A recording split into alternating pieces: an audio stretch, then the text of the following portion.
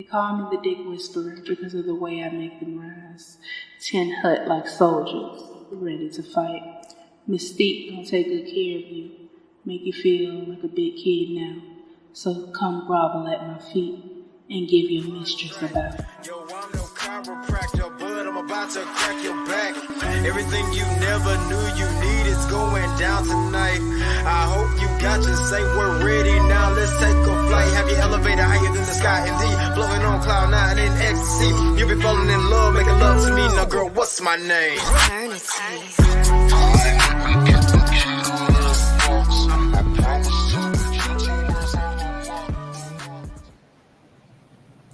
Surprise!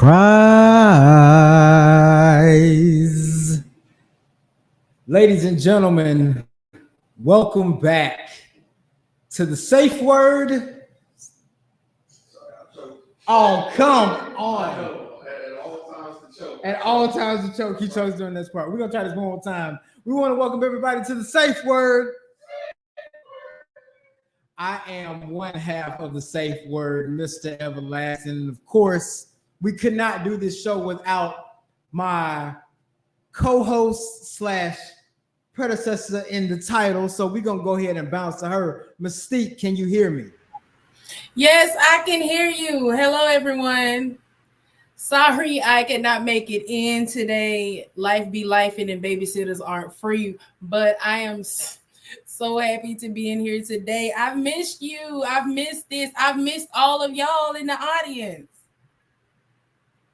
Man, same. I'm glad to be here. Glad to be here with you, even if it's virtually.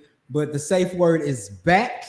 And without further ado, we're going to kick this off like we used to do, old school style. So Mystique, how you been? What you been up to? What's kink life like for you? Woo! It's been very interesting. I've had some very interesting transitions in my kink journey. I've been really into like the kink scene in Orlando. I've been back and forth to Orlando a few times now. I've been to a couple parties and events down there. I went to a swingers club because they had a dungeon at in Orlando. In Orlando. Okay. I went. That's what's up. People probably heard of Secrets. I went to Secrets. Mm-hmm. And because one of my friends was over the dungeon in Secrets, and I actually went there with them. Nope. Hold a second. No, this ain't. No, go to your room. No, get off. I'm gonna have to go off camera for a minute, but I'm gonna be here. But I did end up going to Secrets. One of my friends was the dungeon master over there for a period, and they out. Damn. Get out. Get out. And I had to I went. Get out. Give me 1 second. How have you? Tell us how you been while I regulate right quick. It's all good. I got you, man. So man, it's crazy to think that we have really been gone for like a year. But you know, that's not to say that, like she said when we began, man, life be lifing. That's a part of what happens. People done went and got degrees. We've elevated in life, had to reset some things. You know, life be lifing for people.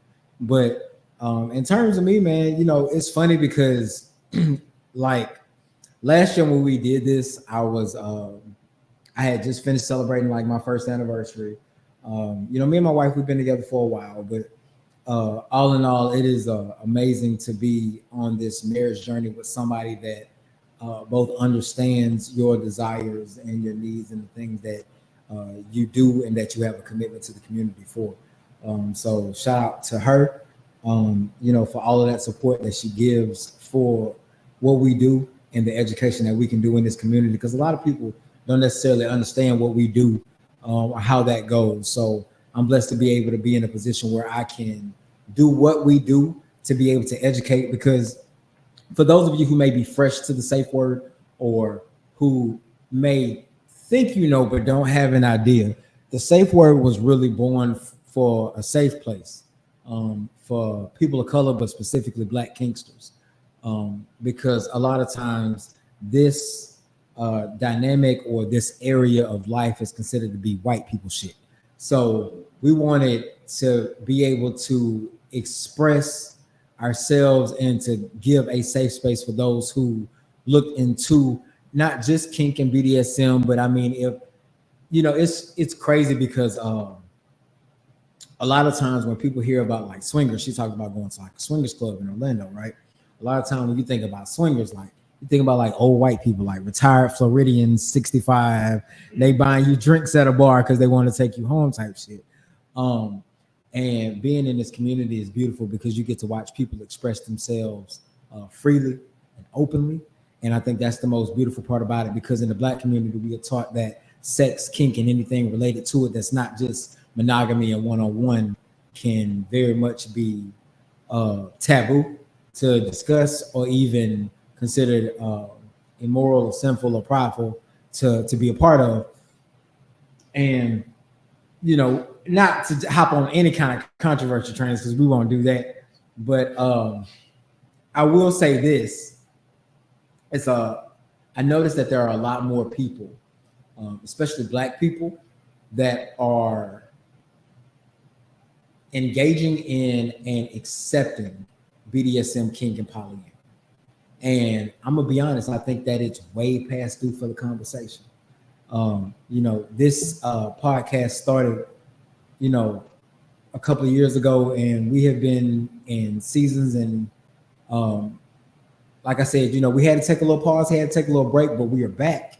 And we wanted to make sure that we were able to get back to the education, to get back to giving a safe space for anybody that's interested in BDSM, in kink, or, you know, just wanting to know, wanting to enhance their lives. Because a lot of times people think that, you know, BDSM and kink is all about sexual deviancy, and it's really not that. You know, we just came from the men's roundtable a little earlier. And I think about the conversations that I've had with people that are outside of BDSM and kink.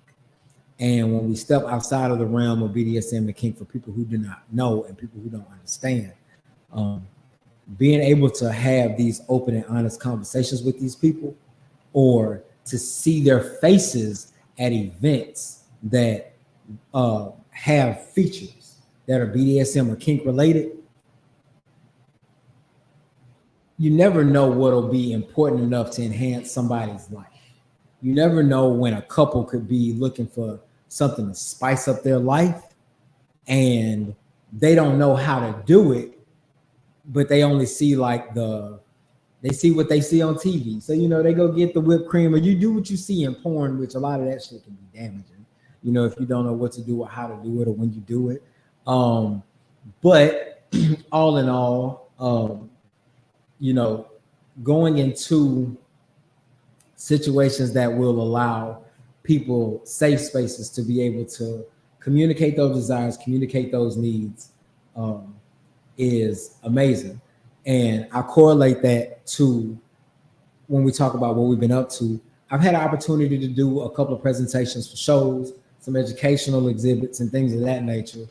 And it makes me really, really excited when I get couples that come up to me, because dudes don't really like me. Like, they not really fond of me. They are not fond of me because, you know, a woman see that, and if it's something new and exciting, and the first thing they do, instead of thinking I can use this to enhance my relationship, they go, oh, this is some bullshit that I gotta go do. No, man, like, pay attention to your woman, pay attention to your man, pay attention to each other's love languages. Like, a lot of times we love people the way that we think they want to be loved. No, love your partners in the love languages that they have, and learn those things about each other. I can say that one of the best experiences that I've had probably in the last year, doing a demo show where I was allowing people to be able to come in a private little corner and come get education on anything that they wanted to do that I had that night. So I had like floggers, I did hot wax, and I did rope. And this couple came up to me and they was like, hey, can you teach him how to tie me up? That made me happier than any other like person that approached me that night to get like a flogging or tied up or anything like that, because of the fact that what I do in that moment is very temporary. And it's cool for the person for the 2 minutes or whatever that they're in that little section. But me taking 10 minutes with that couple might have introduced them to something brand new that might open up a whole new world for them. And that matters to me. So as far as what I've really been up to is just continuing the education for people of color and predominantly Black people, and just taking on the shows what I can, when I can, and doing what I can do. So you got Mystique back. You good? Yeah, I'm good. All right. You know, I swear. Tune us in. What you got? Use condoms, people. Use condoms. But I also, speaking of educating, I'm glad you talked about that, because I recently was able to actually do a presentation with AIDS Alabama South a week ago. And I actually went in and I did some erotic poetry, as well as I talked. It was with Girls Who Know.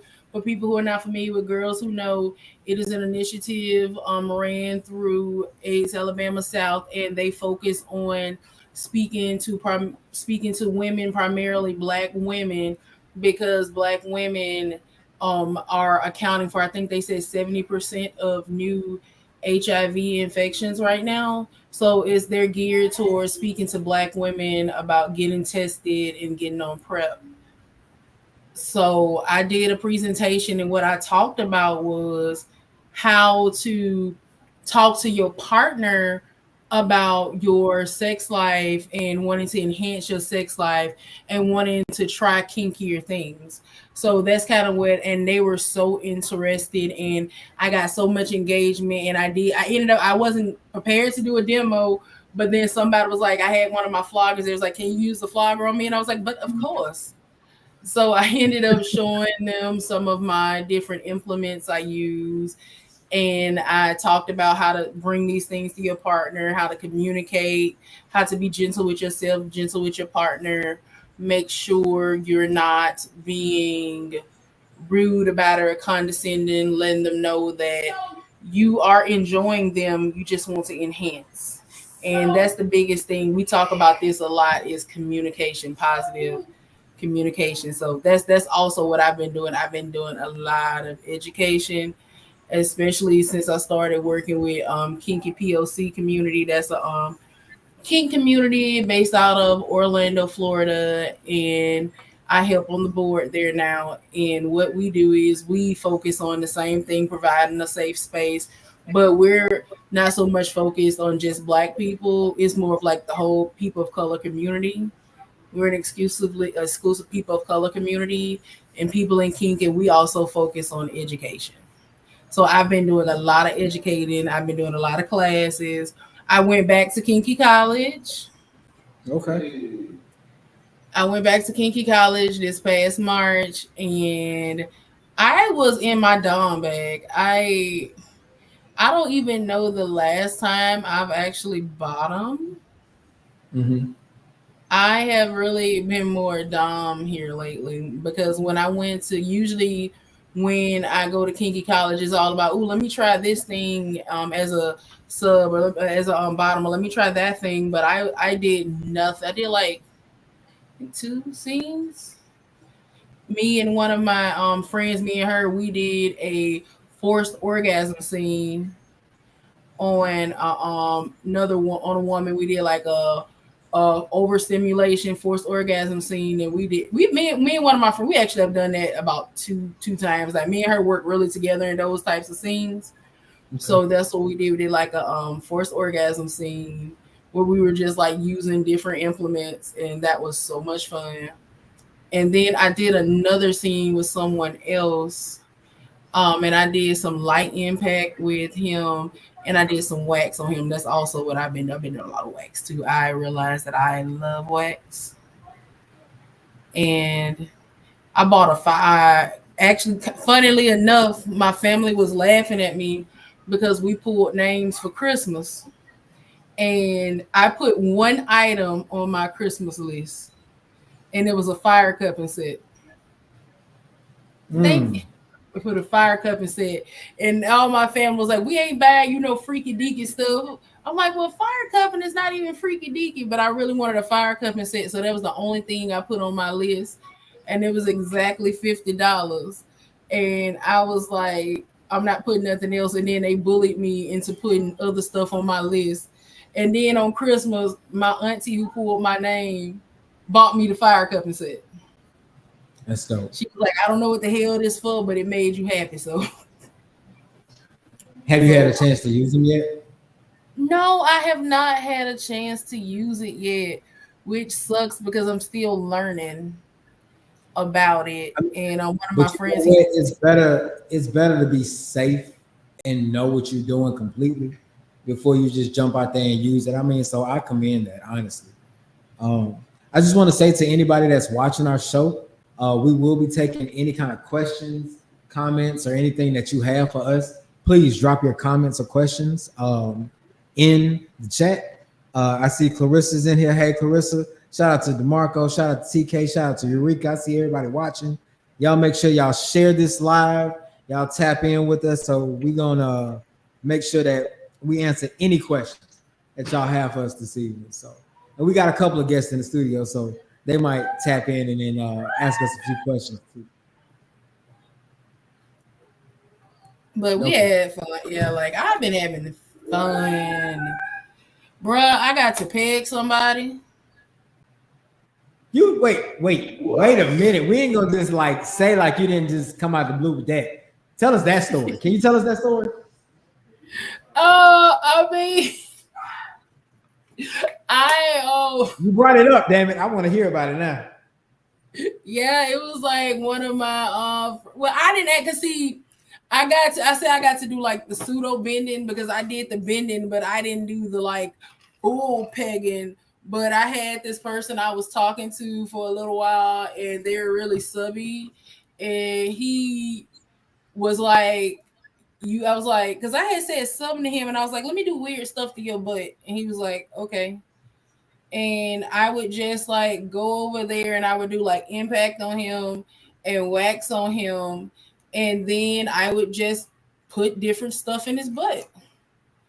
So he let me do the pegging. But I feel like the actual, like I would only do it with my hand with him bent over because I just felt like the actual act, like I would peg him, but I wasn't like pegging him because I just felt like that was too intimate for me. Because you know me, when it comes to me and submissives, I don't get intimate with them like that. So I just felt like the actual over and the bending over was too intimate for me.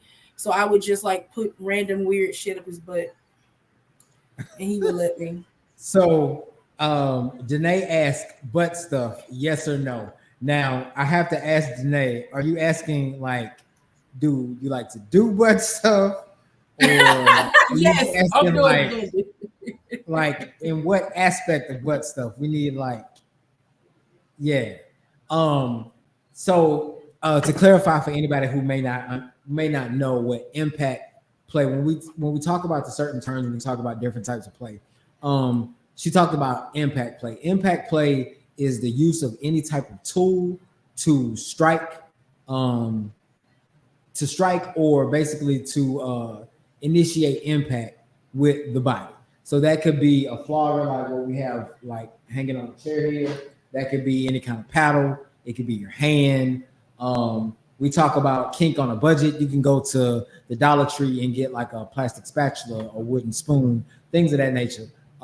Be careful with wooden spoons and stuff like that. And you gotta know, the amount of pressure that you're applying. If you're talking about doing like spanking ass, stuff like that, cool. But like you don't really want to use that stuff on people like size, their kidneys and stuff like that. That can be dangerous. So, it's a lot of things that you can get or you can find out there.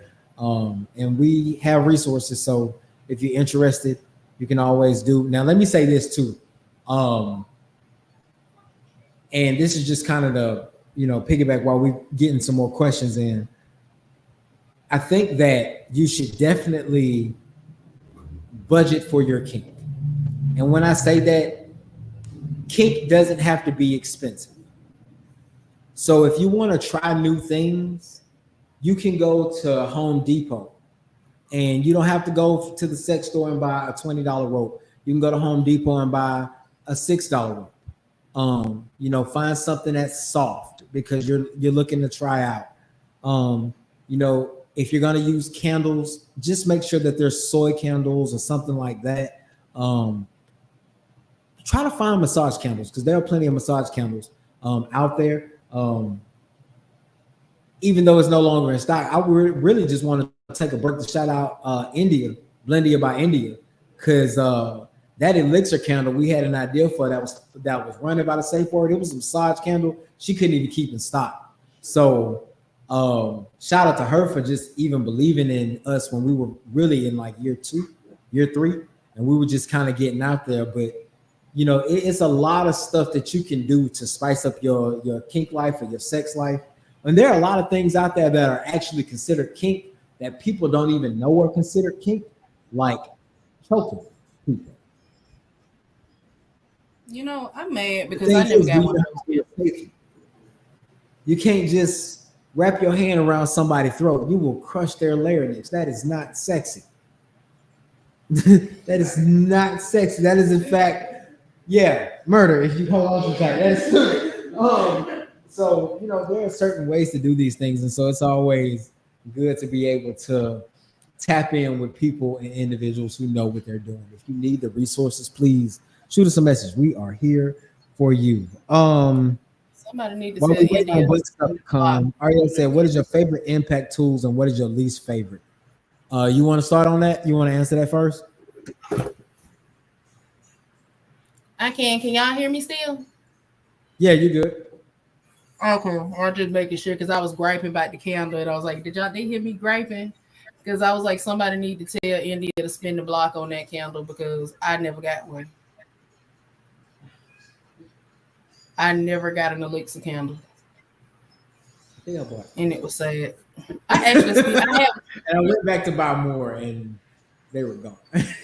Yep. I had, what the funny thing is, I have one candle, a massage oil candle that I bought from India years ago. And I'm like, I'm going to save it for a special occasion. And I still ain't lit that damn candle. Because I'm like, well, dang, I need to stop trying to save stuff and just buy a new one. Because I done had that candle so long. And I'm like, what the hell am I waiting for now? Like a special occasion that never came. And this other, but yeah, I absolutely. But let's see, my favorite impact item.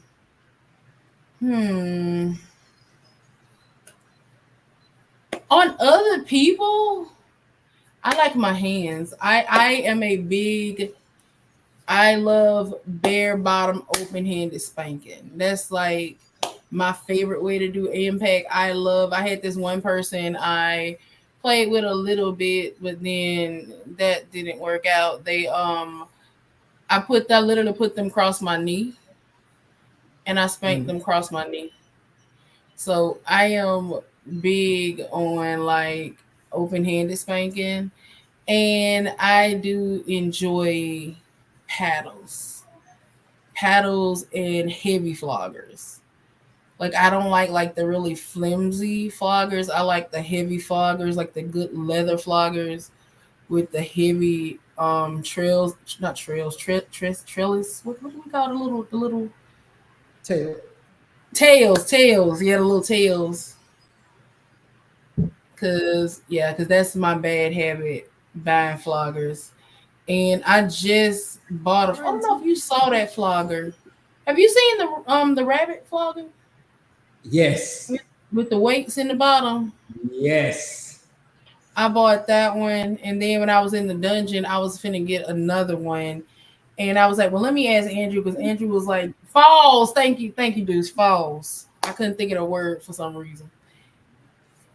And I was like, let me ask Andrew, can I buy this? Because he told me don't buy no more floggers. This was when I was in Orlando by myself. And then I was like, the guy had packed up and left. And then Andrew finally texted me back, get it. And I was like, he gone now? But I love collecting. I love collecting all different sorts of floggers, and I spend what kink is an expense. It can be an expensive habit when you somebody like me who likes stuff. So when I go to the cons, I always budget my spending money, and I don't impulse buy. I go through the room because they have like 2 vendor rooms at Kinky College, and I go through them back and forth and back and forth, and then I make my decision. So I like textured toys. Like I've gotten into as a bottom deep muscle pain. I like where like the pain you get hit and then it goes to the bottom and then like 3 days later you like, oh shit, because it then came up to the surface. I realized I'm really big into that now. So I've been like buying. I'm gonna have to show you too this new thing I got. It does like deep muscle. So I think that. And my least favorite toy is if you come anywhere near me with a whip, any form of a whip, I will whip it around your neck and you will not like it. I don't do whips. I don't use whips, and did not nobody even think about using a whip on me. Part of me really wants a cat o' nine, but I completely understand the disassociation with a whip during impact. So standard, we know what a whip is. It's just a singleton, one shot.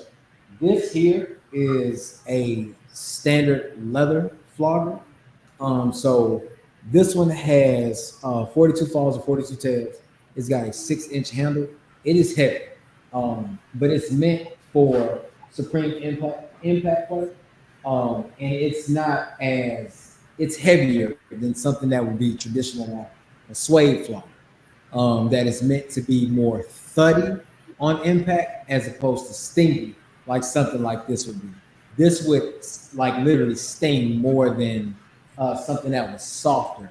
That when it hits you, it's made to kind of spread and give you that solid pop, but not necessarily like that sting edge.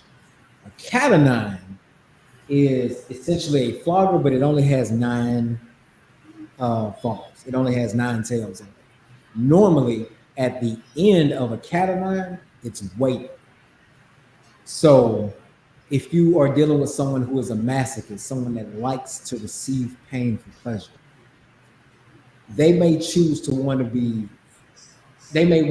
impact play with a cat o' nine because it is going to hurt way more because it's literally it's weighted, it's less tails, and it's more impactful because like the velocity at which I swing something like this is not going to be the velocity I swing a cat o' nine. A cat o' nine is going to be lighter, which means that for somebody that's heavy-handed like me, I am going to swing it way harder. It's also the reason that if I use paddles, I use leather paddles because if I'm being quite honest, because I played baseball for so long, I don't know how much strength I would really swing an actual wooden paddle with, in addition to a couple of other things that I've associated wooden paddles with. You know what I mean? So when you've done stuff like that, that's cool. I actually had a wrapped boat oar that I have used for impact play, which is cool. My least favorite thing, actually, if I'm being honest, would probably actually be my hand.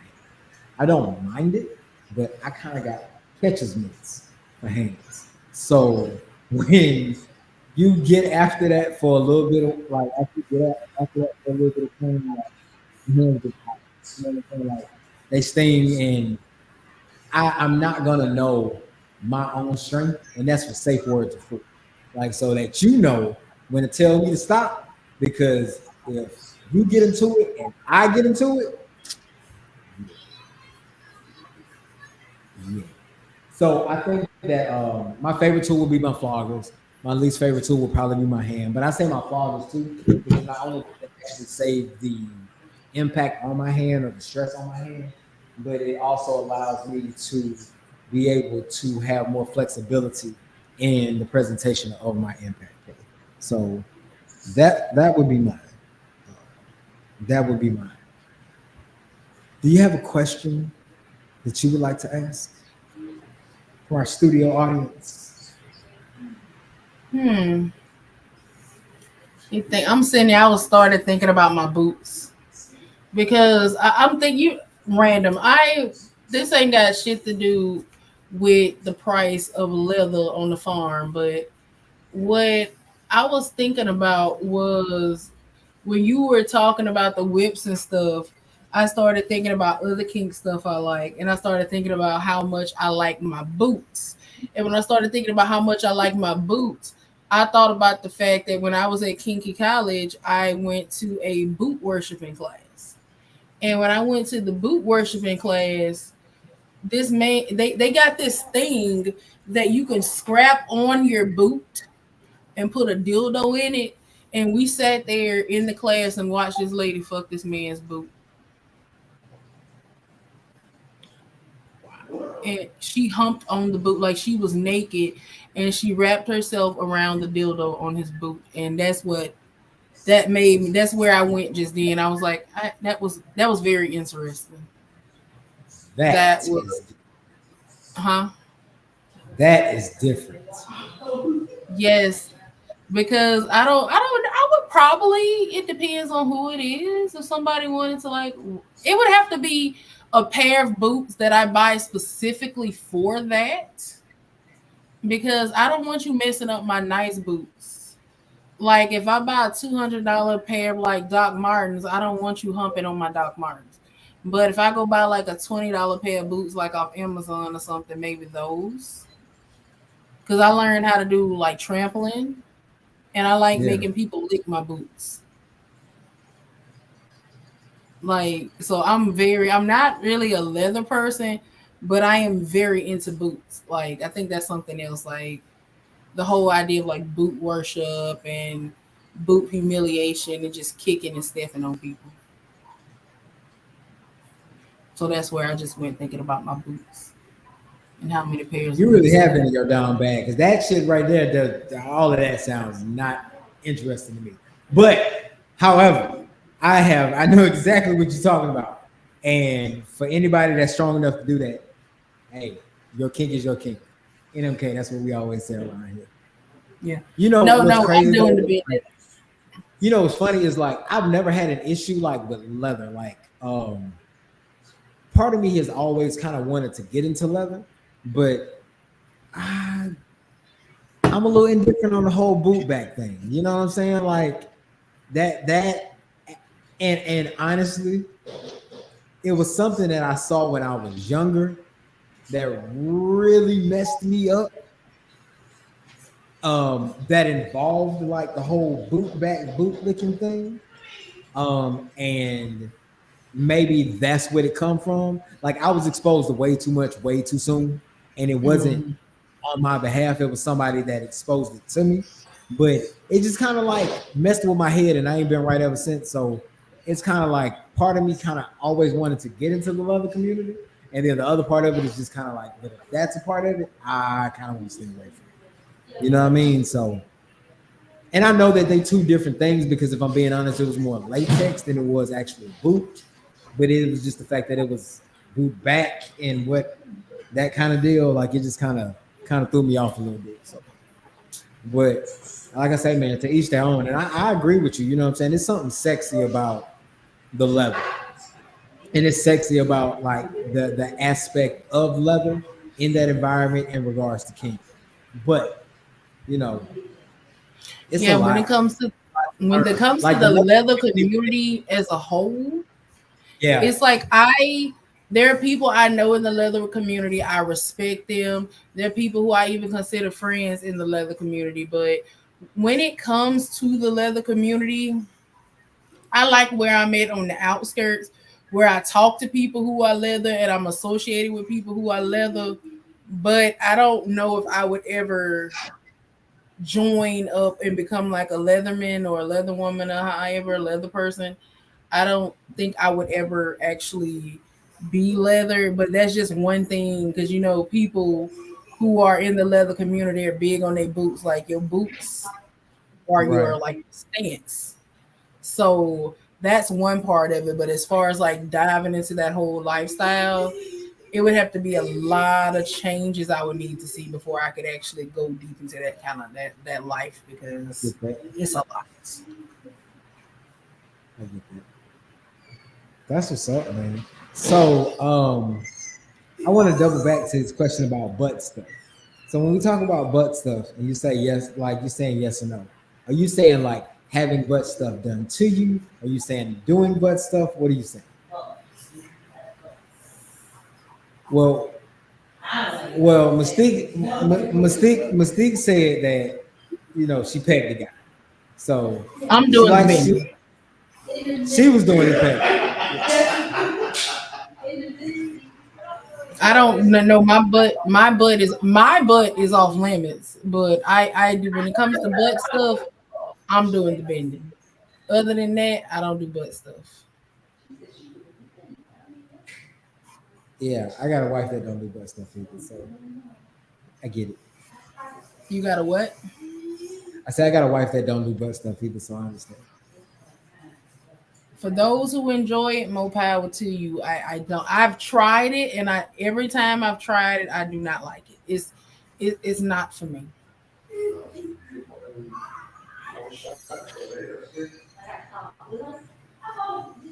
I am perfectly fine with my booty, But I'll do the bending all day long.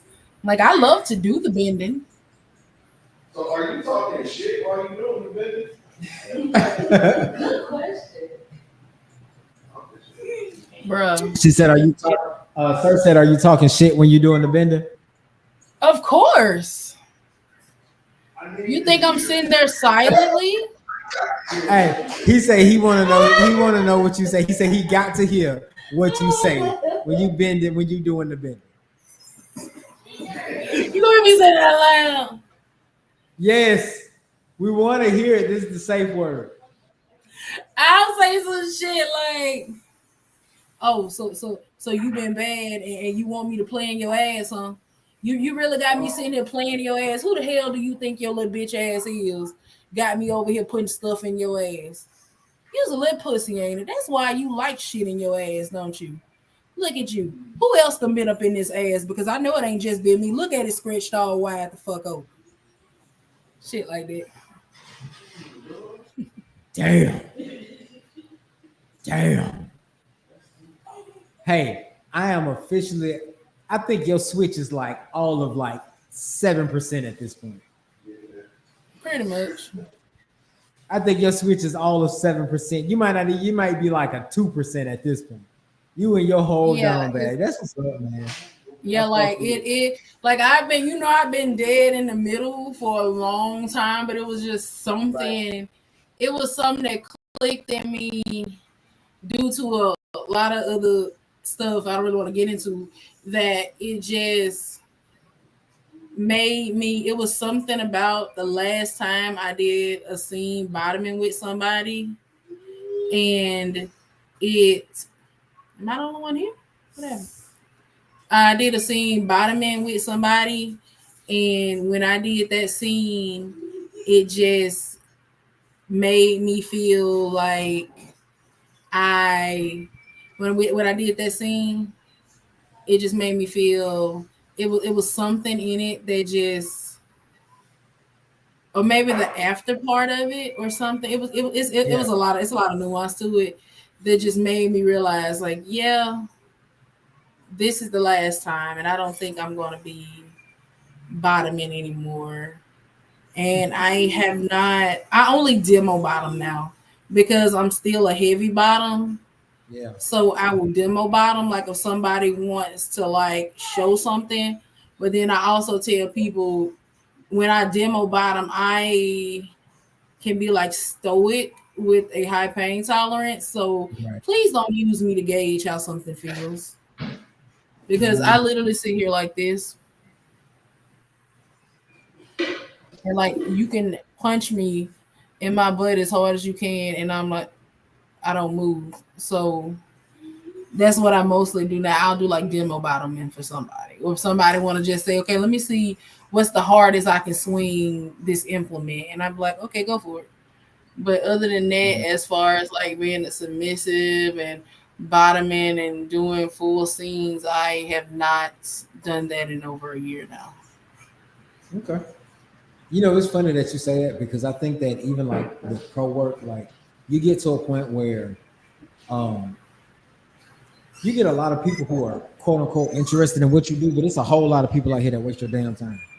And um I think that to the point where both you and I are, it is time is valuable.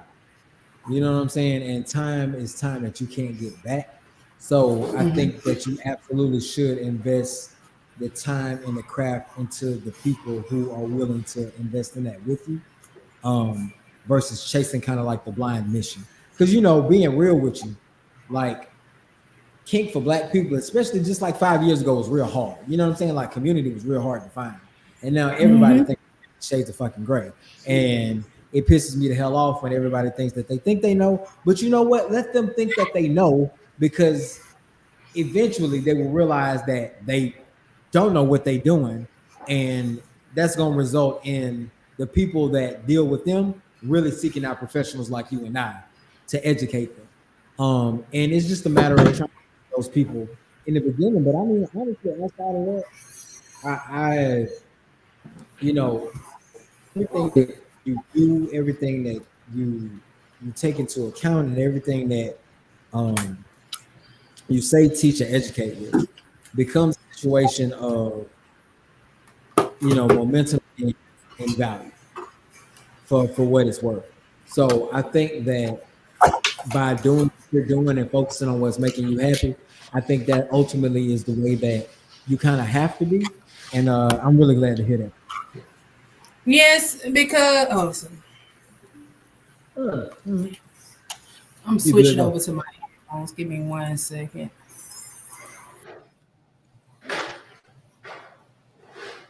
Okay, can y'all hear me? Yeah, you good. Okay, I wanted to switch over to my headphones so I could hear you clear. But yeah, I feel like I've had a lot of people waste my time, and I've had people where it's like, okay, you can tell they just wanted somebody to use me as a kink dispenser, and I'm Mm, not nobody's kink dispenser. So I'm really more selective about the people I play with now. Like the people I play, I have my form and that vetting process, but the people I play with now is like, okay, why? Especially when because I've turned, because even like people who I've bottomed for who will want me to bottom for them, and it's like I have turned people down that ask me to bottom and everything, because it's like I'm very picky with my energy now. Like me, I am Lord, because I call I'm Lord Emperor. So that is my honorific of choice, is Lord Emperor. okay. I was Mistress Mystique, but because of just that switch I've had, where my Mhm. switch has like went all the way over, and the way I've cultivated myself as a dominant is just, I don't feel like mistressy anymore. I mean, I do mistress sometimes, like, and I've explored with the mommy dom aspect of it, where I'm more caregiver,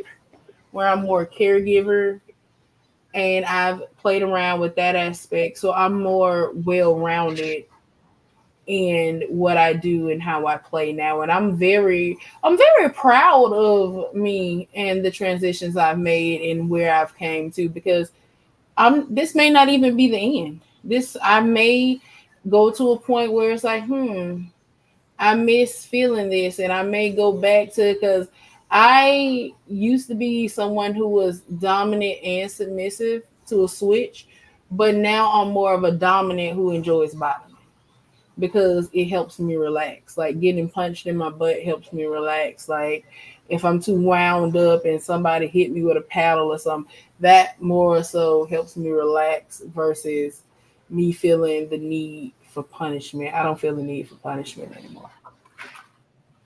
That makes sense. I was just gonna say if that makes sense. No, it does absolutely. Um, just trying to going back and taking a look at some of the comments that we had, trying to make sure we don't miss anybody.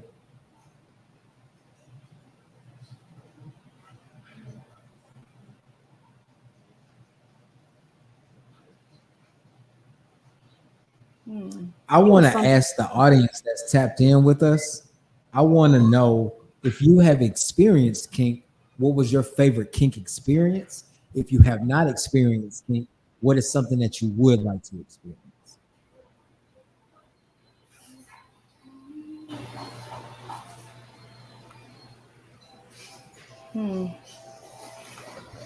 So I wanted to ask you real quick. You said that you were doing presentations for AIDS Alabama South, and you were talking about the prep thing. Can you tell us a little bit more about that?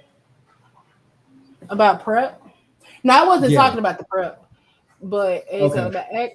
I wasn't talking about prep. I was talking about talking to you. But I can tell people what prep is. Yeah, let's Prep talk about is. this. I can tell people what prep is. I've been to. I adore Antonio Brito, who works with. I can't remember his new title, but Doctor Antonio Brito. We'll be having him on the show later on this season, and I've talked with them about prep. And for people who don't know what prep is stands for pre-exposure prophylaxis. I think that's what it stands for. And what Mhm. prep is a once a day pill that you can take, and what it does is it helps keep you from. It helps. I'm trying to think of the language they use. It helps prevent HIV. So what happens is it takes about 21 days. I think that's what the bottle said. And what happens is you build up a protection in like your vaginal canal or in your mouth or in your anus and your penis. And it just helps. It's a once a day pill. If you can get it from like the health department, you can get it from if you're in Mobile, you can or Alabama, you can get it from any AIDS Alabama South. And it is a once a day pill that you take, and the pill just is free, and it helps keep you from catching HIV. Now, I don't think it's 100% because nothing is 100%, but when taken correctly, it is like 99.98% effective.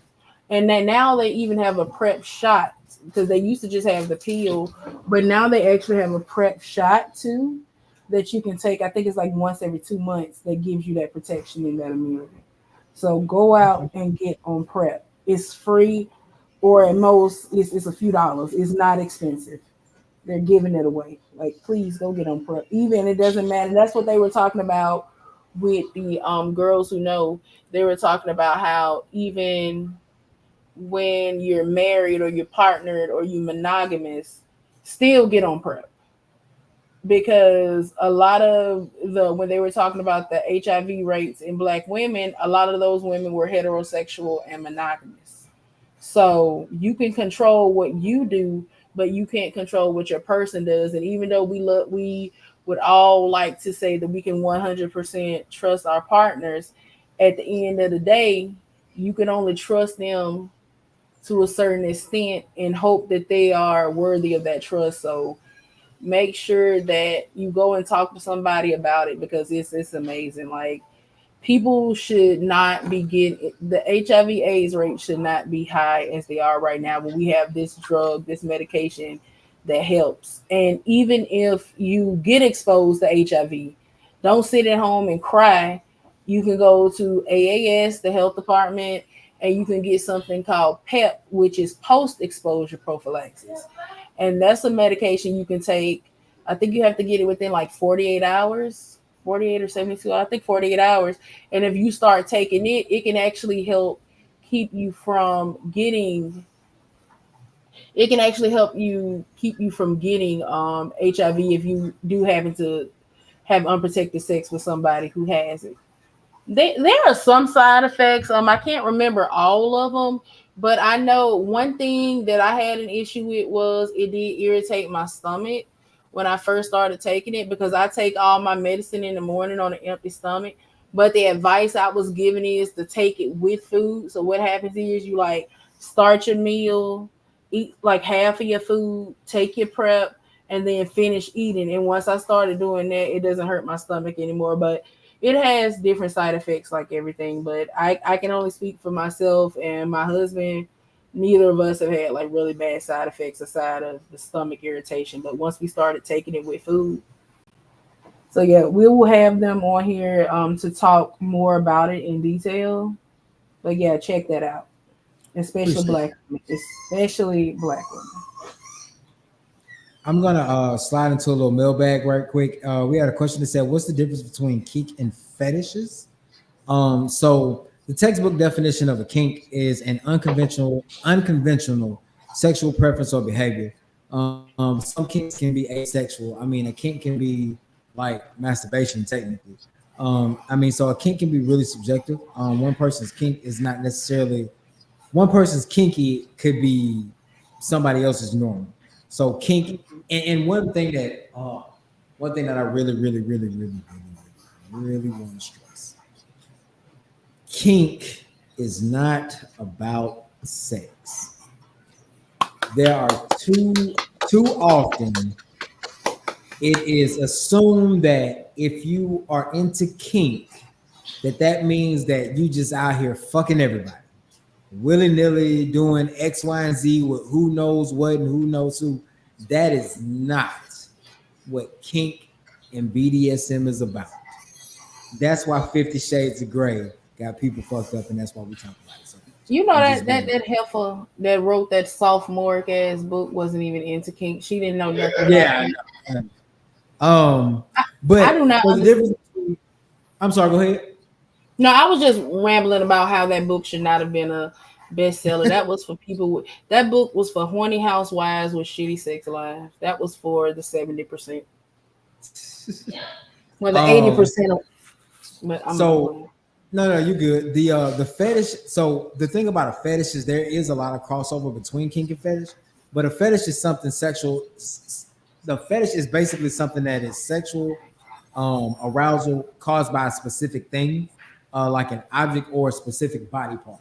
So, for example, like people have foot fetishes, or I know people who like have a thing for forearms or backs, or those things can be fetishes.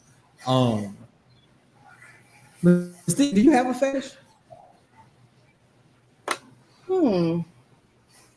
So, I'm gonna tell you, like, one thing that I do disagree with a common definition of a fetish is that it has to be something that has to be present for arousal. And while I don't agree with that definition, because to me, just because I like something doesn't mean that it has to be present for me to be aroused in the situation. But like for me, my fetish is tattoos and piercings, like and dreadheads. Like I don't know what it is about locks, tattoos, and piercings, but that's a fetish thing. You know what I'm saying? And like I'm careful about the lock thing because I don't ever want when I say that, I don't ever want it to come across as like being disrespectful. You know what I'm saying? Because a lot of people attach spirituality to locks or things of that nature. So I don't ever want, that being a fetish per se being taken as a perversion for what you honor your hair and your crown in your locks. I don't ever want it to come across in that nature. But it's one of those things that appeals, you know what I'm saying, to me, the same way that piercings do or the same way that tattoos do. These are unconventional things that aren't necessarily erotic, but it's the same way that women get turned on by hands or backs or strong forearms or biceps or things of that nature. It's the same concept. But for me, like, it's just what it is, you know what I mean? And like, it's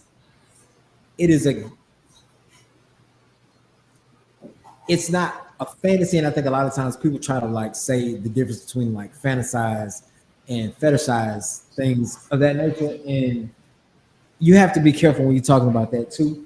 And the reason that I show so much respect to the lock thing is because of the fact that I don't like to be fetishized as a black man. You know what I mean? I don't want to go places where I feel unsafe to be.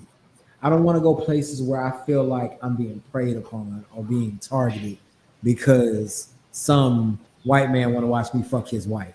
Like that fucking annoying. You know what I'm saying? That is some, like sometimes you just kind of want to go out and enjoy yourself. And it's so weird, but like we always talk about how consent is sexy. And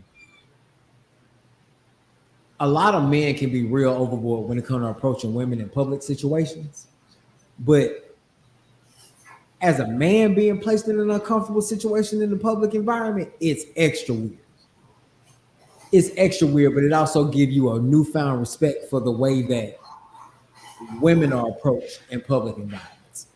And I can say that from firsthand experience.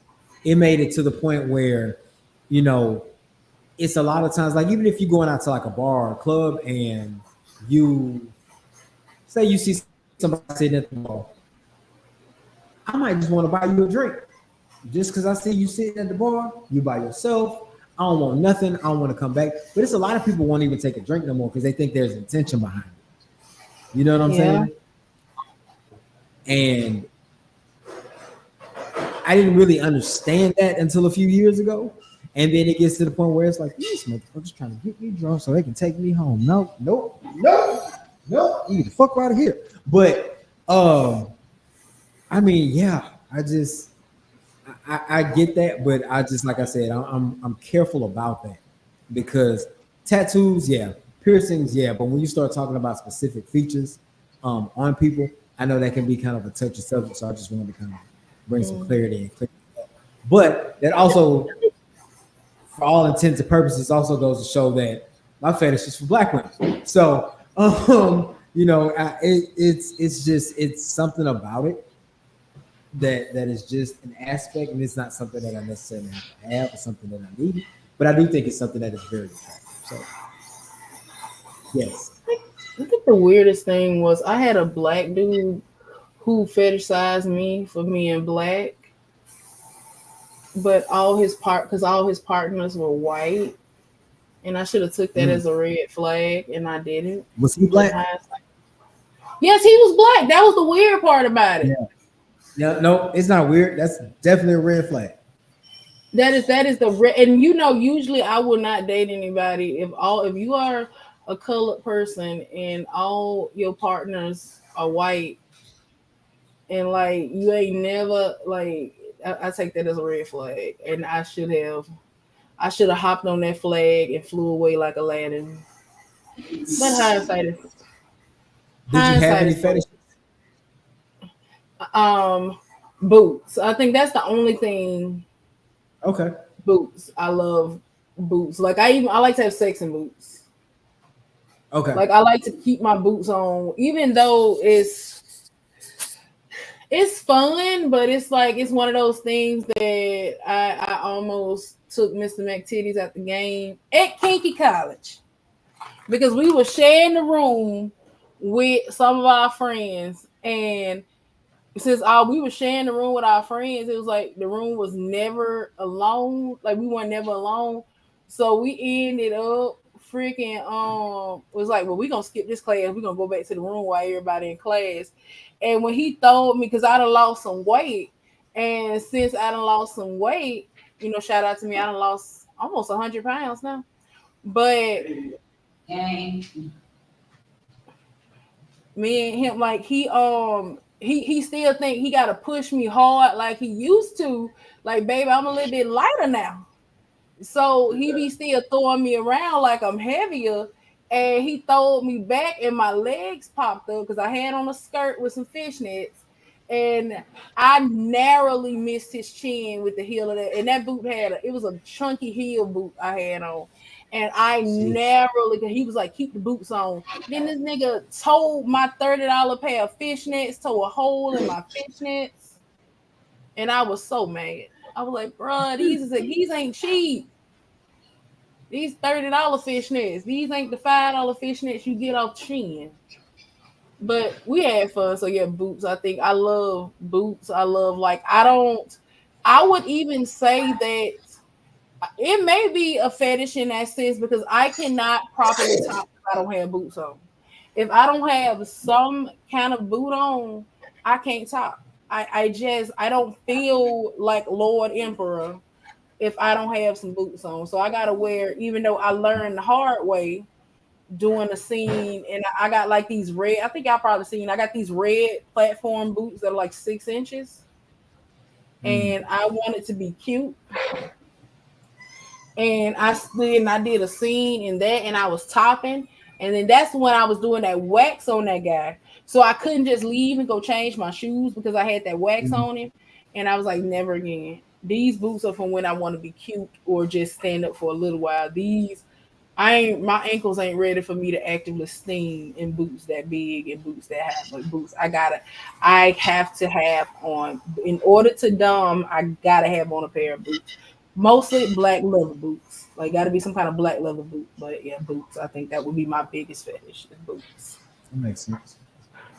You say you had a question?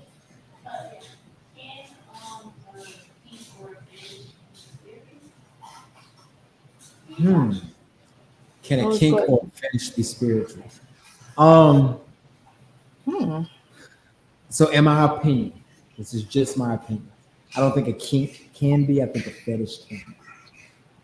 Now, I ask What? when you say spiritual, in what aspect?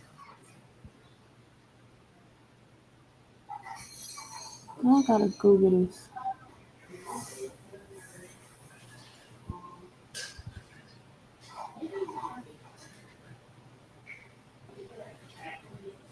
Like, what do they mean by spiritual?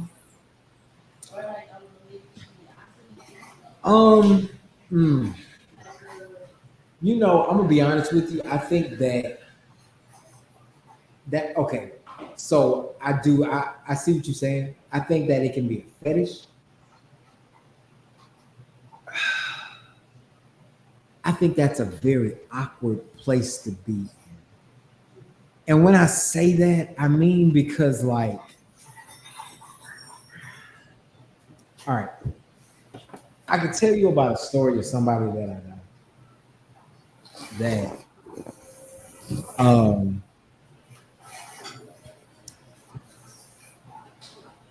I don't deal with them anymore, but it was almost like he took pride in trying to find these religious women that he just wanted to like I don't know. It's like he would try to make them more worldly, if that makes sense. And then when like they wouldn't bend to the wheel, it just became like problematic. And that's what made me stop dealing with them. Hmm. So I guess that kind of can be a fetish. Like he had a fetish for church girls because there's the rumor of how freaky church girls are, and he wanted to find out just how. But when that becomes problematic, that's no longer a fetish. That's almost narcissistic, or that's dangerous. That becomes kind of a dangerous. That's just fetish. wrong. You know what I'm saying? And it is really outside of the realm of consent that we would operate in safely in BDSM, kink, and even fetish. That's My opinion. manipulation. Yeah, it's definitely manipulation. It is definitely manipulation. Cause no, I don't like that. It's kind of like those dudes who find the women who like be waiting till marriage, and then they be like they ask them to marry them and be like, okay, so we engaged now, we can do it because we gonna get married, and then once they do it, they get broken up. They break up with them because it's like I don't think like I'm not the most religious person in the world, but at the same time, I don't feel like you should. I feel like that's wrong. I don't. I've heard of people like that, and it's like no, your mission should not get people to go against the things they believe in on that type of little level. That makes you a scummy ass person. Or people who are worldly, kinky, freaky people who always get with people like that but then they want to come down to they want to marry the virtuous woman, but then they want to be down there in the dungeon with the harlots, and it's like it don't work like that. Be who you are, embrace yourself. You can lie to everybody, but you can't lie to the Lord. Not only that, but I want to say this. I think that if you are into kink or you are into BDSM and you are afraid of what people gonna think, fuck them. And I mean that with my whole chest. Like, one of the biggest things about our community is that this is so taboo that they make you hate what you enjoy. And life is short. So enjoy the things that you want to enjoy because at the end of the day, it's just you. It's just you. You know what I mean? So, like, if you are going to engage in things, engage in them safely. When we first began this podcast, we used to have a whole lot of conversation about fake dominance or, people who claim that they were into this and that because they go to Spencer's and they buy a $40 sex gift kit with, a 6-inch flower that's going to tear up upon first usage and a little blindfold and some furry or plastic handcuffs. And they want to choke you and say, I'm your daddy, call me daddy, like shit like that. That's stupid. If you're going to get into this, seek out people who are vetted. What is vetted? Vetted is the act of finding somebody that will work for you. Essentially, kink relationships are relationships. That's what they are. There are certain stages of collaring. Y'all can see my shirt. I was being funny, but my shirt says all my pets wear collars. Where mine at? You ain't bring me none. You want to talk about like different stages of that, and we talk about ownership, and that could be a conversation for another day. But ultimately, before you start to just go in, like they're not chokers, they are collars. They have meaning. They do stuff. They represent things. I won't say they do stuff because I mean it is a piece of jewelry essentially, but they do represent things to those people who do those. And for those people who are in BDSM dynamics, like respect them. Respect the act and the art of what BDSM and kink is. Like, just because you don't understand it, don't shame it. Ask questions because you would feel some type of way if people shamed you for the way that you enjoyed your life. Don't yuck nobody else yum because you're not into it. If you don't understand it, ask questions. And that's with anything that's in life. You know what I'm saying? Like, don't shame what you don't know about if you're unwilling to become educated about it. I agree. Because at the end of the day, it's like you're gonna sit there miserable. I had to learn this in life too. Like, why am I miserable for somebody who, like, I tell people all the time, if you want to comment on my life, what bill you want? You want to help on the rent, Alabama Power, acting ridiculous, Mobile Malls always want theirs. Like, who you want to pay? State Farm? Pick one. If you want the ability to comment on my life, I need you to pick a bill and pay it or cash at me. Like, you have to pay for an opinion on my life because at the end of the day, I've learned something probably because I've gained friends, I've lost friends, I've talked to people, I've had family I don't talk to, and it's like I got to the point I ain't scared of losing nobody out of my life no more. Like, if somebody wants to walk out of my life, I'm gonna let them. I'm not holding on to people that don't want to be held. So if you have an opinion of me now and your opinion of me changes because you find out that this is what I enjoy in my private life, you never thought much of me anyway. You never thought your opinion on me was conditional because what changes? You're not going to be down there with me. And that's what I tell people about being on Fat Life because I used to like not put pictures of my face on Fat Life, but it's like if you see me on Fat Life, you on Fat Life too because you have to make an account. So are you on Fat Life just policing? Because why? So Andrew! I'm not going to even. Girl. I don't care anymore. I don't care about people's opinions. Like, what they gonna do? Whoop my ass? I'm grown. I'm grown, married, 33 I with two kids. yeah, I feel it. I want to acknowledge this comment that we had on the screen from Mario. It said, when I first started doing the daily affirmations Andrew! as part of the dynamic I had, I realized engaging in it ritualistically made it feel spiritual to an extent.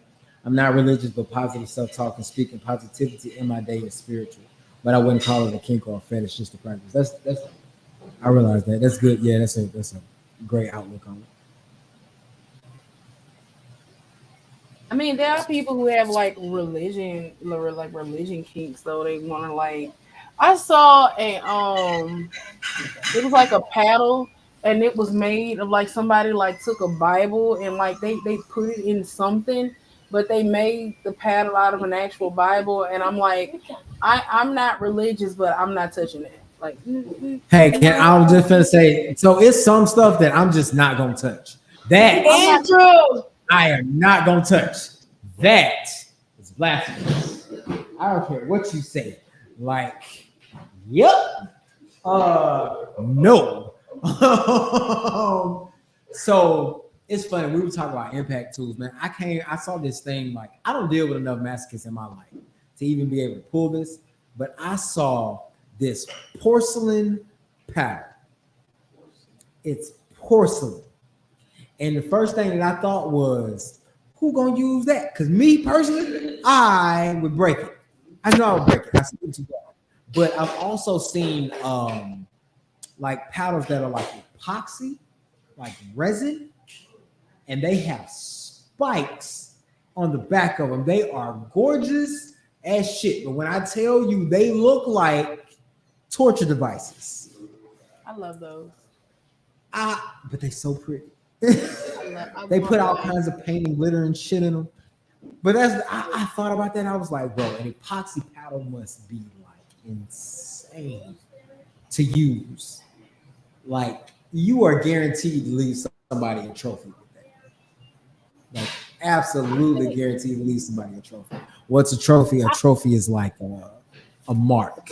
We won't call it a bruise because it doesn't necessarily have to be a bruise, but it is a mark that you leave on someone's body, seen or unseen, that leaves a memory of the moment.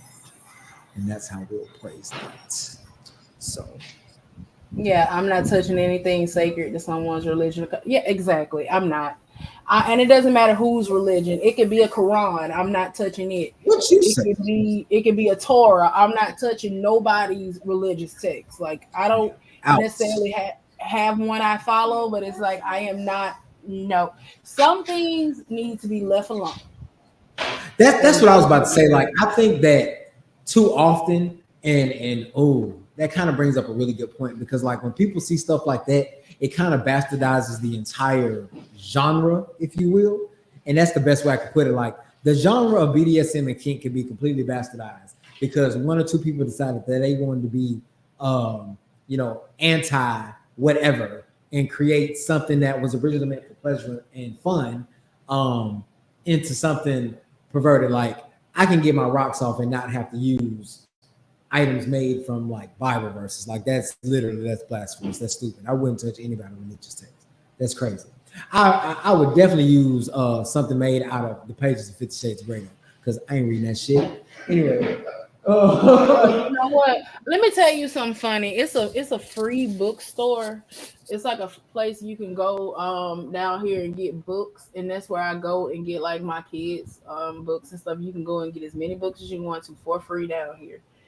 And I went in there to get the girls some books, and I saw a copy of 50 Shades of Grey, and I was like, no, I'm taking this. Not I want to. I told Mr. McTitties, I was like, I'm taking this. Not because I want to read it, but I can't let somebody else put hands on this book. So anytime I see 50 Shades of Grey, like, I take it. Because like, I've never paid for it. When I read the first book, it was pirated. Like, it was a PDF file somebody emailed to me. And I am so happy that I didn't spend one red penny on that horrible book. That book sucked. And then she managed to make money off of 3 of them. That's what kills me. Man, I swear, mediocre white women. But anyway. Yeah. made millions of dollars off that shitty ass book and didn't know what she was talking about. Like, I've never heard anybody in this lifestyle be like, you know what, that is a great piece of literature. It's sophomoric. It got spelling error.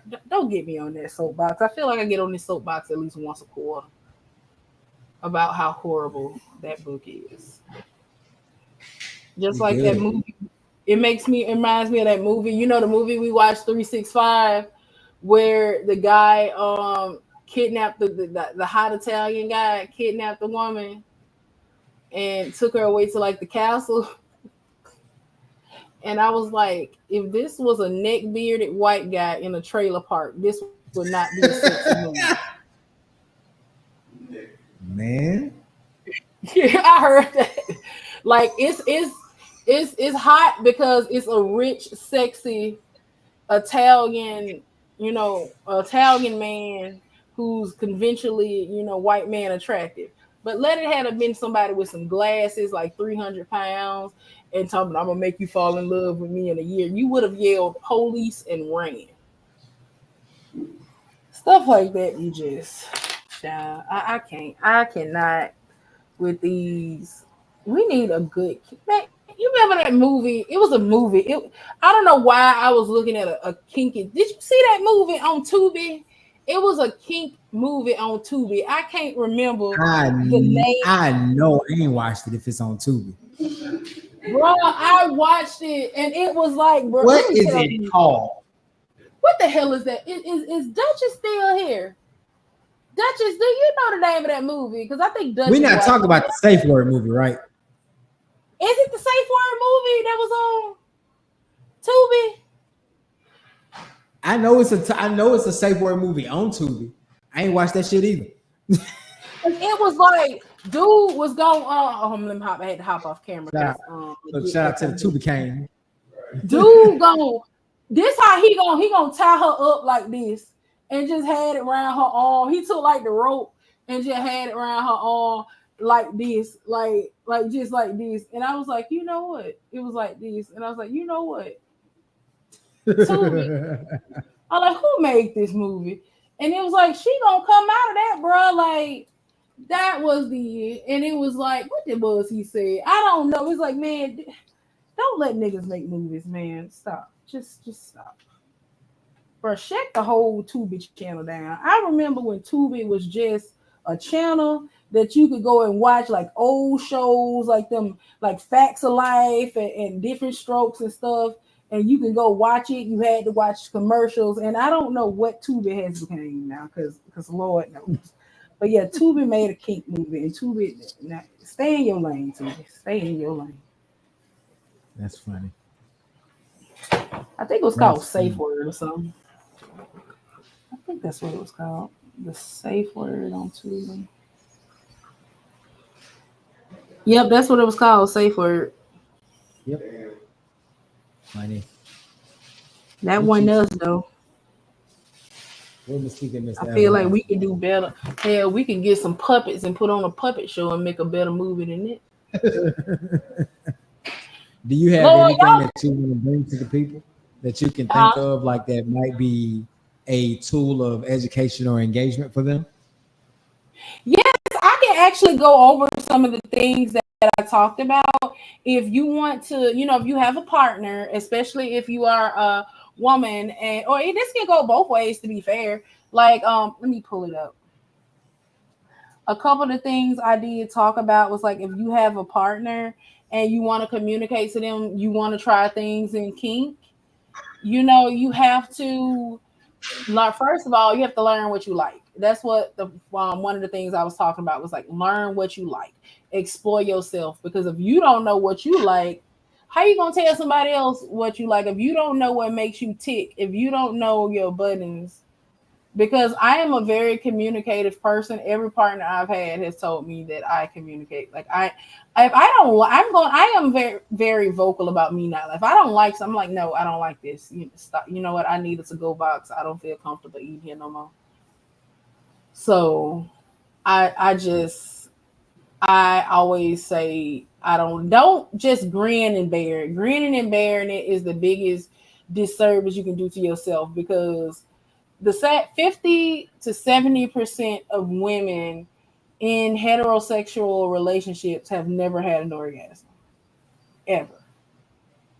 And when you compare that to women in and when it comes to women in lesbian relationships, only 2.2% of women in lesbian relationships have never had a orgasm. And that comes down to communication, because I feel like it's easier for women to talk to women. So you have to be comfortable with talking to your partner, and you got to be comfortable with it being awkward and uncomfortable. Get comfortable with discomfort, because that is the only way you're going to have progress. If you get comfortable with being uncomfortable. And communicate, like I said earlier, don't be condescending. Say, well, baby, I am not saying that you don't pleasure me or I don't enjoy the ride on the way to the destination. I'm just saying that, this is something that, I want to try. I'm into this. Like, start light. Go get a feather. Go find you a feather and start at the top of the nose and go all the way down to the toes. Start like that. Or ice, a fork. Sensory play is the best beginner. I don't know how you feel about it, Mr. Everlasting, but I think sensory play is the best gateway for people who want to try kink. I think so too. I can agree with that. I think that it's a very soft touch and like a very soft introduction to what it can be. So yeah, I agree. Here go you a sensory play item right here.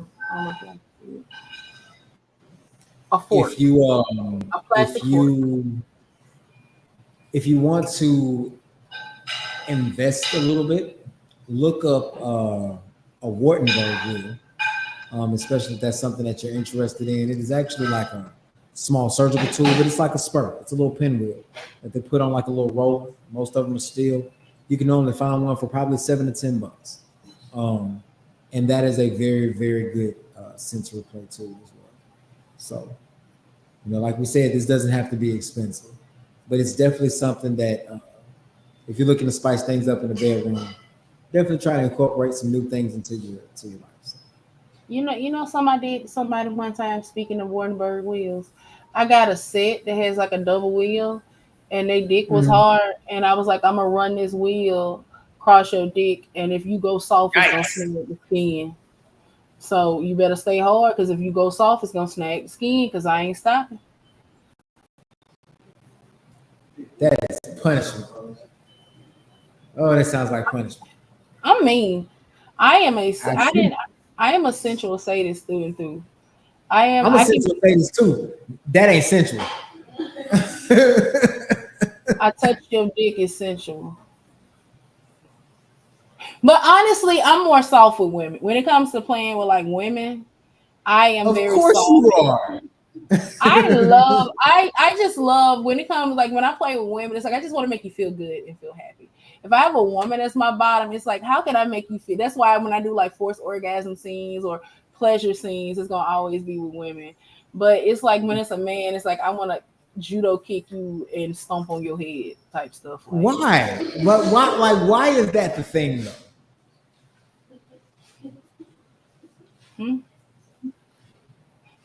Well, according to my therapist, it's because I hold women in higher respect, in higher regard than I do men.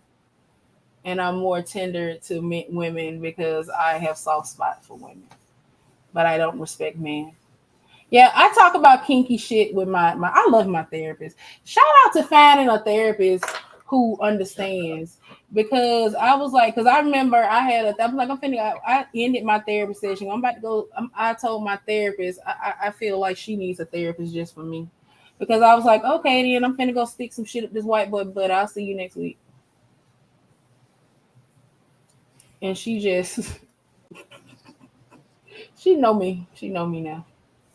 I just say stuff like that to her because she's very alternative lifestyle informed. And some stuff I tell, if she don't understand something, I'll tell her what it means. So yeah, I'm very open about my lifestyle with my therapist. So yeah, that's why I don't like to hurt women, because I don't, it's not me saying that women are soft and delicate, but I see submissive women as more soft and more delicate and more sweet. So that's where the sensual side comes in. But men, yeah, y'all can get kicked in the throat. Can I ask you a question? And it's a little heavy. So if you don't want to answer it, you don't have to. Okay. Do you think that your outlook on the way that you treat men versus the way that you treat women is a reflection of the way that men have treated you in your past? I can see that. I can see that. That is part of it, but it's not all of it. Okay. I'm just I, examining. I asked that question because, like, so as someone who does not play with men at all, my entire dynamic has always been with women. You know what I mean? And 90% of the women that I've ever dealt with in an arena of that nature have been very kind of, I run into a lot of women who have to take charge in their everyday life.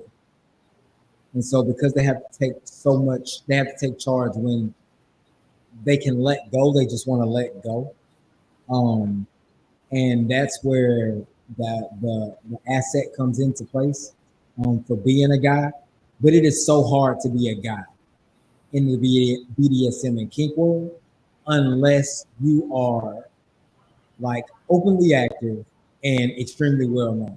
It is a lot easier for women to maneuver in BDSM and kink. Um, and because it's easier for women to move in BDSM and kink, that's kind of what made me ask the question because it's hard enough for men as is to move in that space, but it's also even more difficult to find women who desire the same thing. Because if I'm being real with you, like men, we can. I mean, we can keep all night. Men pay for pussy, and men will pay for pussy a lot. Men will pay for sex. They will pay for, any type of companionship or anything of that nature that they need. And that's why it's a lot easier for women to get involved in this lifestyle than it is for men, because a lot of women don't see the value in men. And I think that that's something that has to change, but I also think that's something that starts with the men involved. You know what I mean? So that's what made me ask you if it was something that occurred from your past, because if I'm being honest, in the day and age that we live in, and social media, every day I get social media, I watch people bash men. I watch women bash men. Um, I watch people, especially black women, bash black men. Not to say that people don't deserve it, but I mean at the same time, it's almost like how long are we going to have this conversation before it comes to the table, and we figure out like we can't keep talking about the same shit over and over. It runs in circles. So I say that to say that whenever as I get older and as I mature in everything that I do, I also look at the aspects of what type of the person that I'm dealing with, what do they need? How can I be of an assistance to? And so I'm assuming that the guys that seek you out know what type of dom you are, so that they may be engaging in that kink in general for what they want to do. But is that your mindset going into every situation with the guy? No, because I've had no because, but then he was a more feminine guy though, and actually he was more fluid and non-binary. Okay. So I guess that would is he had more feminine. He's more feminine. So I was soft I with got you. him because he was a soft person. But most of the time, maybe it's like masculine energy. But I don't just go in like ready to kick and like I don't stomp on my husband. I mean, I've tried, but he told me to blow it up my ass, so I didn't. But like, that was going to be my next question, but I'm gonna be honest, I didn't know if you wanted to answer it, so I didn't ask. what have I ever stomped on him? Like, well, no, not have you ever, but how does that work? Like how does that work? With him. Like how does that energy mesh with him? Like if you engage your dom side, and and he's dominant with you, like that feels like fire in the bedroom at all times. Like, is there give and take, or is there like you know, like how do you find balance in your relationship or your marriage with your dynamic in the way that you view things? It depends because you know him and he's more naturally docile and he has dominant tendency. He's also very switchy because he has dominant tendencies, but he's also more in the middle, so he has submissive tendencies as well. But I don't like take it too far. Like there's some he likes me in my he likes dominant like he likes dominance. So he likes the fact that I'm loud and have like a really strong personality. And in the beginning, it was a lot, but I feel like I am able to be I wasn't I always say I wasn't made to be soft and subtle. I wasn't, but I do know how to tone it down at times. But it also depends on the situation in the bedroom because sometimes he'll jack me up and sometimes I jack him up. So, and when I say jack him up, let me make sure people know we're not talking about fighting. We're talking about fucking. Just to.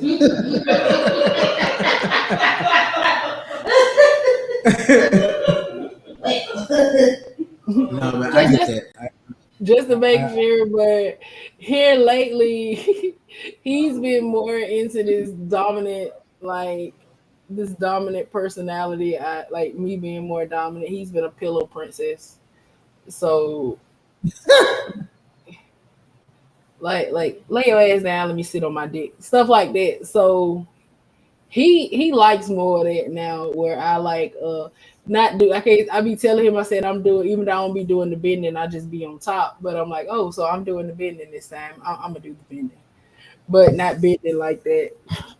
But yeah, it just depends. He's more as long as I know how to tone it down and I don't have to be in fight mode all the time. I can have my dominant and my strong personality without being in fight mode all the time. And that's where I had to learn I don't have to be ready for a fight all the time. So I've softened in that aspect, but it's with him. It's especially when it comes to sex and kink and stuff like that. We're kind of back and forth in the middle. But most people who don't know us automatically assume like when we go places and I've tried to not be so, because it's the way I carry myself. Like I come in here with these big ass leather boots on, and it's just the way that I hold myself that when me and him go in a room with people who don't know us, they automatically assume I'm the dominant and he's the submissive. And I've tried, yeah, everybody, and even I feel like that is what even we've talked about. Like, yeah, that's probably what our dynamic is. To be fair, it's more of I'm more the dominant, and he just had to learn to be okay. It's okay with. It's not saying that him as a man or him as a husband is submissive, but it's like it's okay that you're more submissive when it comes to this dynamic. It's perfectly fine, and him just having that area where it's like just because you're more submissive with me does not mean you can't be dominant with another partner. Like if you meet somebody who's more submissive to you in the way that you like, and then you want to be their dominant, you can do it that way. It's like you don't have to just be a submissive. You can be a dominant with me. A submissive with me and a dominant with them. So it's just us learning because we was at a kink party and they had like, okay, all the submissives come up here. And I was like, they asked him like, why are you sitting down there? Aren't you a submissive? And he was a little offended by it. And I try. I can't tone down. I can't be subtle. I've tried to be subtle. It don't work for me. I just look weird. I look goofy. I was made to be loud. I want to recognize this comment. Ariel said, I had a thought. It may be easier for a woman in kink or BDSM, but is it safer? Though I'm not dominant leaning, I imagine that as a woman recognizing the trauma that women can already experience in the lifestyle, wanting to be softer with female submissives makes sense.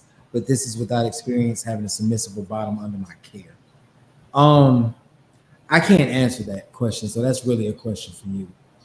Do you feel like it's safer for you to be active in the BDSM community as a dom than it would be for a male?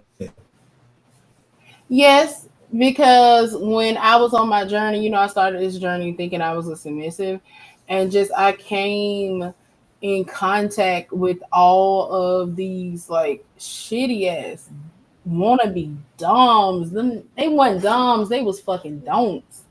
And because I came in contact with a lot of them, and I realized like how predatory they are.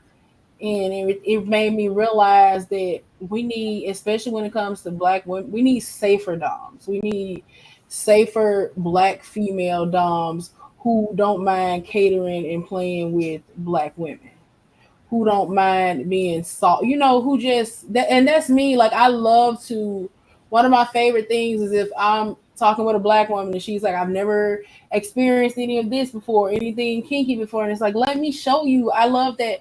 I'm a big protector. I am a big protector, so I can definitely say that can be part of it, where I just want to be that safe space dom where I can introduce you to things, but you don't have to work. You can learn. If you want to be like, okay, force me to orgasm, I can do that in a safe way where you don't have to worry about me wanting something from you or setting the expectation on you. So I can definitely see where I love to provide that safe space for women, especially Black women. So that does make sense, just because I'm always telling people like, who is this? Who are you talking to? What are they doing? You vetting the dom? Tell me about him. Who is him?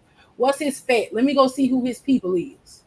Stuff like that. So any of my submissive friends say they met who is this person? Like, who their people is. What they house name? I will say this. Wow, I can't speak from that perspective. I do think it's safer because I think that women trust women way faster than they trust men. In general, a woman is going to be more comfortable with a woman in the bedroom. Like, niggas ain't getting undressed in front of each other. We just not. You know what I'm saying? You got athletes. They may do it in the locker room or whatever the case may be, but like, I know plenty of women who just strip naked in front of their friends. They'll twerk in front of their friends. They'll do anything in front of their friends because they're comfortable. And so it also makes more sense for a woman to be more comfortable in a BDSM or a kink situation because she's going to feel safer with a woman. A guy is going to have to prove himself regardless. Period. You know what I'm saying? Like, so yeah, I do honestly. I from that perspective, I'd have to say that I think that. And then too, like, things that male doms have to worry about is we have to be a lot more careful in regards to what we do, how we do, what we say, how we say it, when we say it, and what, like, everything has to be claused, NDA'd, written down, so on and so forth. Because what happens when a woman has an experience that she absolutely enjoyed, but now she's attached to it and she don't want to let it go, even though she understands what the situation is. Now she's trying to holler rape. Great, excuse me. You know what I'm saying? But you now that's something that as a woman, and specifically speaking to the effect of a woman dom per se, but that's not something that. And you can tell me if I'm wrong here, but I don't think that's a thought that you ever had to have cross your mind, that you would be accused by another woman saying that you took advantage of her. And I'm just saying, you can think about it, but I'm just saying, like, but the fact that you even have to think about it is the fact that you have the luxury to think about it. I don't have that luxury. Male doms really don't have that luxury in that sense, because the minute that you meet somebody that people can always talk a good game, in the same way that women meet men, and they say they meet their representative, we meet the woman representative too. You know what I mean? Oh, I'm about this life, I'm about that life, I like this, I like that, I want to do this, I want to do that. And then it's like, oh, I like this too much. No. Because see, you agreed to this, we agreed to this, this is what we said, this is what we did. No, like all these are thoughts that have to go through the mind of somebody that doesn't have the luxury of being that safe in this place that they created to be a safe space to begin with. So yeah, I absolutely think it's safer. I absolutely think it's safe.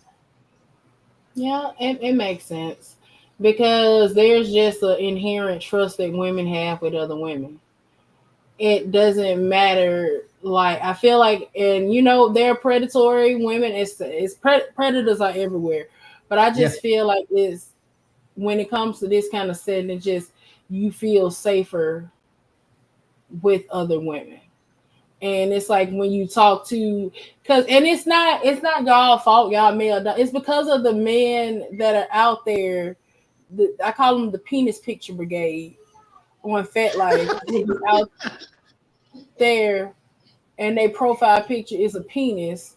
And it's like, anytime somebody profile picture is a penis, they own some shit.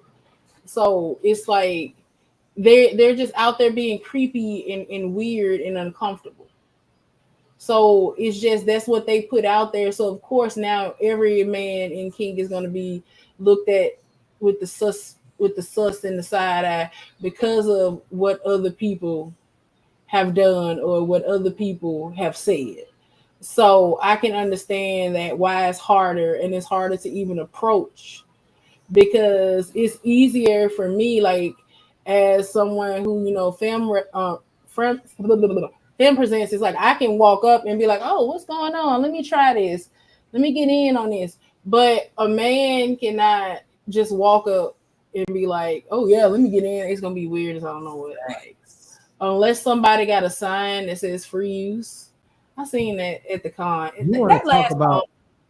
Look, you want to talk about how? I don't know if I want to use the term discriminatory, but when you talk about the male presence, and because of situations like that, you think about, like, you talked about the swingers party in Orlando. You just think about how, like, swingers groups work. It's cheaper for a couple. It's always the most expensive for a man, for a single guy, and it's always the least expensive for single women, because everybody love women. Everybody love women. Yo, you know what? That's the funniest thing, because like when we went to Secrets, I got in free, of course, because my friend worked there. But it was like, I think a single woman was like 20, and a couple was like 50, and then a single man was like $199. $100. I have seen parties where it was $100 for a single guy to get in. It was $10 for a woman to get in, and it was $60 for a couple, $75 for a throuple. So you trying to tell me that as a single guy, it's cheaper for me to find two women who just want to go have a good time than for me to go by myself? That is fucked up. That is fucked up. And what's even crazier is that you got guys who pay for this shit and they don't even get touched. You don't even get touched. So now you broke, you horny, and you look stupid.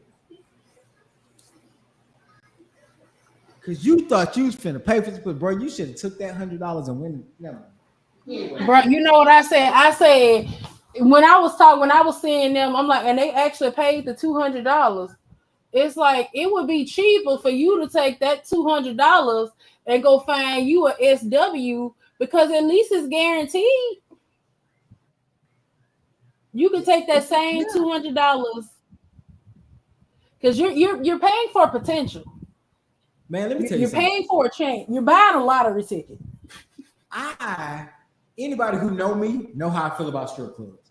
Anybody that know how I feel about strip clubs. I pay $100 to go to a strip club before I pay $100 to go to a swingers party. Because at least if I'm gonna pay for a fantasy, I'm gonna get the fucking fantasy I pay for. And I don't believe in paying for fantasy. But I mean, single men be doing the most. If single men wasn't doing weird shit, it wouldn't be priced like that.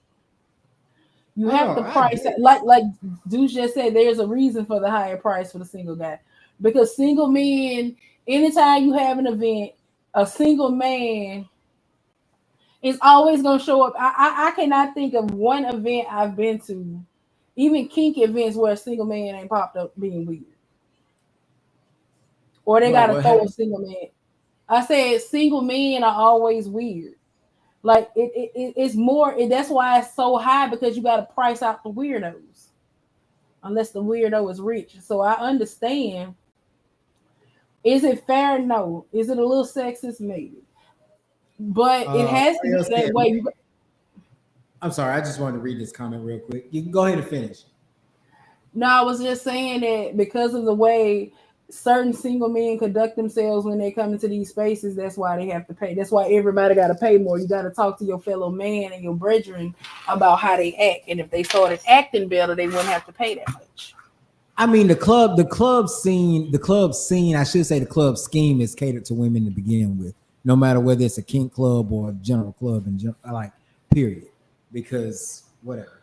Ariel said men outside of kink make it hard to be comfortable with men inside of kink. That's where we generally have our first experiences.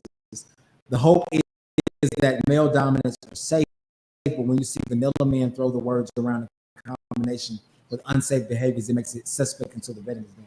Yeah, I can get that. And there are a lot of fake doms out there. There are a lot of people who just want to be called daddy. They want to tie you up or handcuff you and say that you just want permission to be the one. They don't know half the shit. They have no idea what they're doing. But I think that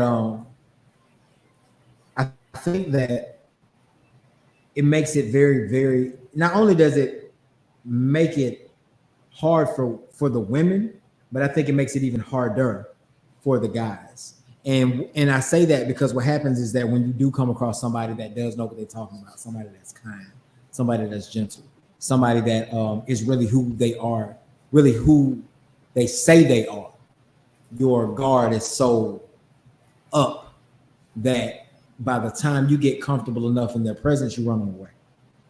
And I think that happens a lot. I also think that a lot of people think that they can handle this, and then when they get into it, they really can't. Because if we're being real, like I said, dynamics are relationships. And you develop those relationships with people. And so it is almost inevitable for feelings to develop for people, because we care about people in general. You know what I'm saying? I got friends that I tell I love you to every day. You know what I mean? Because as we talked about a little bit earlier, you know, life's short, man.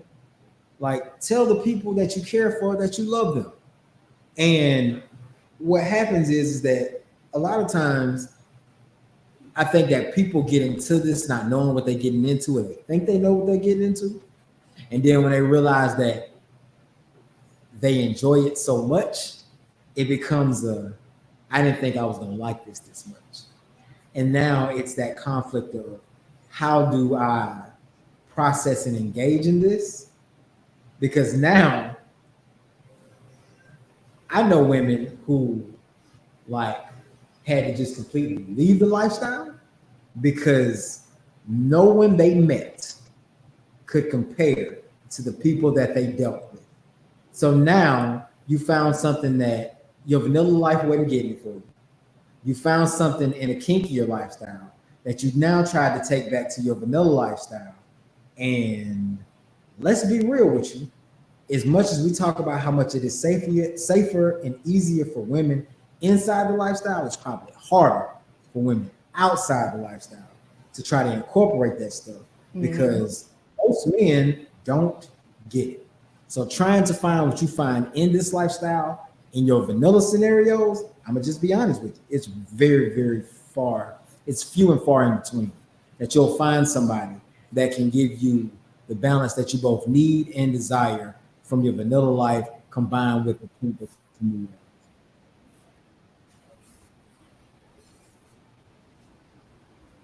Then we could have gotten married and cookies and cream for 100. Cookies and cream and strip club.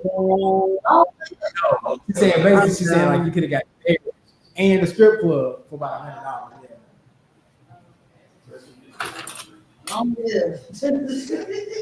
Great times. Great times. I remember going to Cookies and Cream like twice. And I remember one time I was there with Lady Tess and a few friends. God rest Tess. God bless and God rest Tess. But Tess got me drunk. Was you there that night? No. Do you remember that night? I remember you coming home. Man, I don't remember what happened, but I just remember being drunk. And I remember one of the people that we was with, we had a bet. And at the time, I was probably about 70. And she was, I don't know, 2 plus, somewhere around there. And I just remember her going, you can't pick me up. And I just remember I was walking around with somebody like on my back. Like taking shots. It was, yeah. Long live Cookies and Cream. Tess did shit like that. Yeah, she did. Yeah, she did. I don't think I ever let Tess get me drunk after that night because that was rough. Anyway.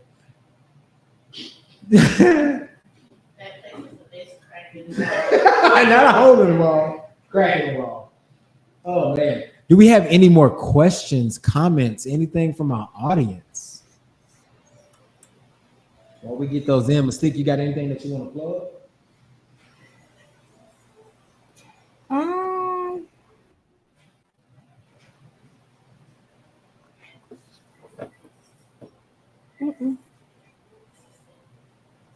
Oh, well, if you want to see my cooking content, my budgeting content, meal planning on a dime and all that good stuff, you can follow my personal social media. She writes _black on Instagram and TikTok. Other than that, I ain't got nothing interesting going on. I'm bored. That's all good, man. Y'all already know. The other half of what we do, man, the South is every Tuesday. You can definitely check that out on all of your streaming platforms. It's Sundress Season Out by Eternity. That's out now. You can catch that on your streaming platforms. Just got a whole bunch of new music and a whole bunch of new things coming out. So y'all make sure y'all stay tapped in. Safeword is back officially. And y'all make sure if y'all don't already like the page, y'all make sure y'all go like the Safeword page. On Facebook, you can find us on Instagram at the Safeword Pod 69. Yeah, you can find me on Instagram at Official Eternity. I think we have a TikTok too. I think the TikTok is at the Safeword Pod. Yeah, Safeword Pod. I gotta write all of them down.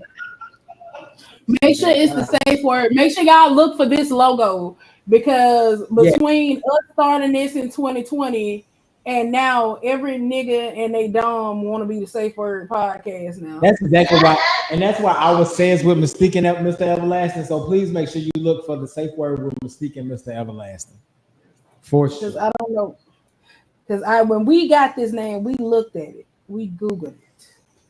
You got it. And between 2020 and now, every month, you know what? I'm gonna get mad again. Before we do we have any more comments or questions? Okay, so before we get out of here, we also want to send a special shout out to Black Renaissance Clothing. Please go to blackrenaissance.com and for your orders, please use the code LLC20 to get 20%, not $20, 20% off of your entire order. So once again, that code is LLC20 for 20% off. Y'all use that promo code that's currently scrolling across the bottom of the ticker, blackrenaissance.com. And they be working on sales too. Yeah, it do. And it do work on sales. So LLC 20 on top of.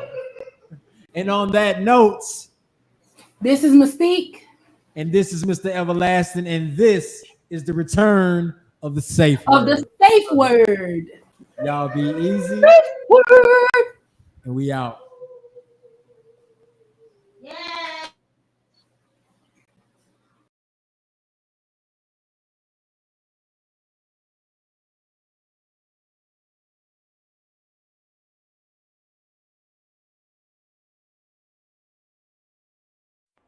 They call me the dick whisperer because of the way I make them rise. 10 hut like soldiers, ready to fight.